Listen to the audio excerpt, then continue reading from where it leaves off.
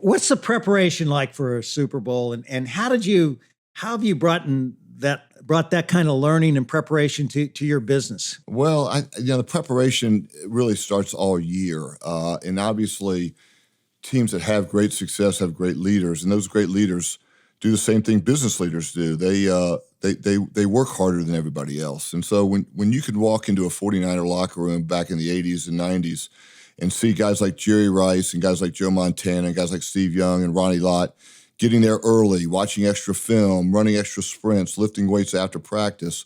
You know what? As a rookie, you come in and you say, "Well, gosh, if I'm going to win a Super Bowl, I've got to work harder than those guys," and that really perpetuates the team, how the team operates. And so, leaders lead, right? And that's the same thing in business, right? If I'm working for a car dealership and I'm watching my boss and he's not coming to work on time and he's not selling cars like he should be, then hey, I'm going to loaf also. But if he's out there working hard and making extra phone calls and doing all the things that lead organizations, then I'm going to try and follow. And so that's kind of how I've taken my football career and moved it into the business career. Is just really trying to find great leaders, trying to follow what they do, and trying to mimic their behavior on the business side. Yeah, that makes so much sense. And one of the things that you said earlier that really hit me was that, once you get one win, you want that next win, and, it's kind of intoxicating. The same's true in business, right? It's so true. It's so true.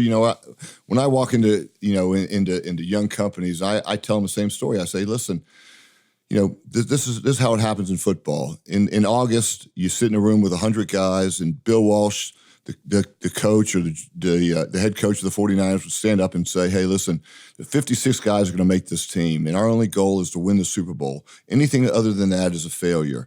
And along the way, guys are going to lose their jobs. Somebody's going to get divorced. Somebody's going to lose a sale. We're going to miss code on a certain project. But hey, our goal is to win the Super Bowl, and that means kind of an IPO, right, on the business side. So there's a lot of parallels to it. And again, once you get into a Super Bowl, you want to have it again. And again, it's the same thing on business. Is once you have great success in business, you want to keep doing it. You want to start a new company. You want to, sell your company. You want to make all the people around you, happy and wealthy. And they're similar, both pro football and in business.